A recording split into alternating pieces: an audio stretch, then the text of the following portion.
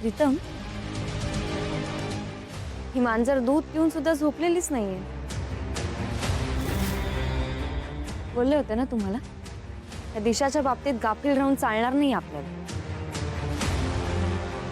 तू माझ्यासमोर जास्त शहाणपणा नाही ना करायचा, नाहीतर थोबाड फोडून टाकेन तुझं. निशा, प्रिया होती म्हणून फक्त बोलली. मी असतो ना तर थोबाड फोडलं असतं, कळलं?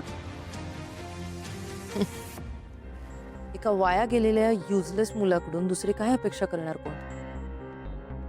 एनिवे, मी इथे तुमचं काही नुकसान करायला नव्हते आले.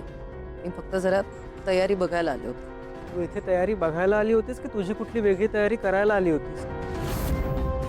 बघे, कुठल्या थराला जाऊ शकतेस ना चांगलंच माहिती आहे आम्हाला, कळलं?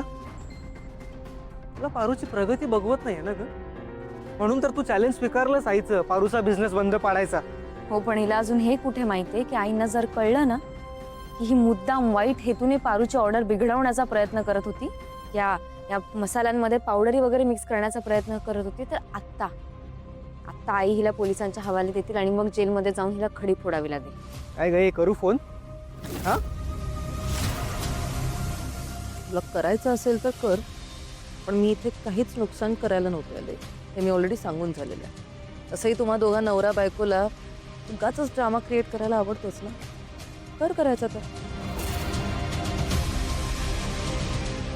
जाऊया प्रीतम, हिला अद्दल घडवण्यासाठी आपल्याला अजून संधी मिळेल. आता आपल्यासाठी पारूची ऑर्डर कंप्लीट करणं सगळ्यात जास्त महत्त्वाचं आहे. आपण त्यावर लक्ष देऊया. आमच्यात चांगुलपणा अजून जिवंत आहे ना, म्हणून तुला जाऊ देतोय, कळलं? परत दिसायचं नाही आहे इथे. निघ निघ.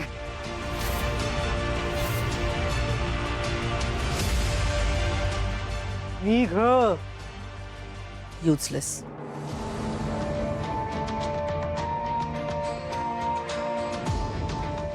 बरं झालं आपण वेळीच आलो म्हणून अनर्थ टळला.